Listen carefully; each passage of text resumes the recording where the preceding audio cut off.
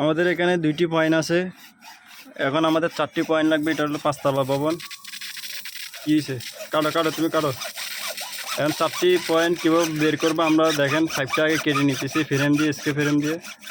এখন এখানে টি লাগাবো, এরকম এই ধরনের টি আরও 2টা লাগাবো। দেখেন কীভাবে আমরা লাগাইতেছি। এখন আমরা ট্যাপ পেঁচিয়ে নিতেছি, এটা গাম দিয়ে লাগাই দিব। এটা হলো গ্রে কালার ফিটিং, মানে গাম দিয়ে লাগাই দেওয়া। এটা কিন্তু ছুরি কাটা যায়, ফ্যাস কাটা যায়। আর এটা কিন্তু ফ্যাশন না, এটা প্লেন। এটা সিপিপিসি গাম দিয়ে এখন আমরা ঢুকাই দিব। এখন আমরা সিপিপিসি গামটা লাগিয়ে নিতেছি টি এর সাথে। এটা হলো 3 টি।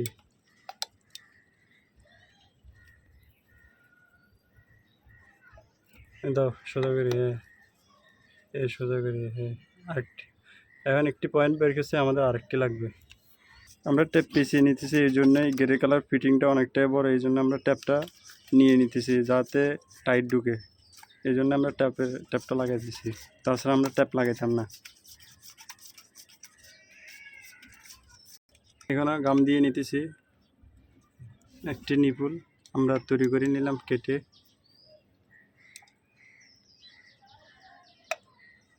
ঢুকিয়ে দিলাম।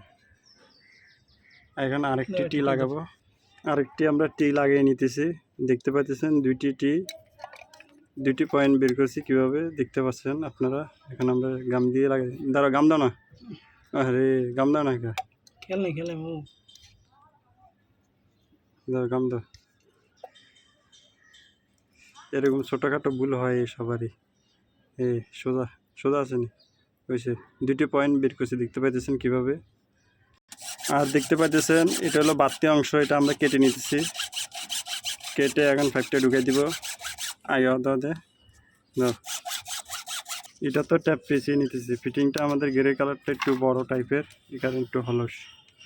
গাম দিয়ে নিতেছি, এই গাম দিয়ে এখন ঢুকে দিব। এটা কিছুদিন পরে 1.5 ইঞ্চি লাইন হবে। এই ঢুকে দিলাম, শেষ। 2টি পয়েন্ট কীভাবে বের করছে আপনারা বুঝতে পারছেন।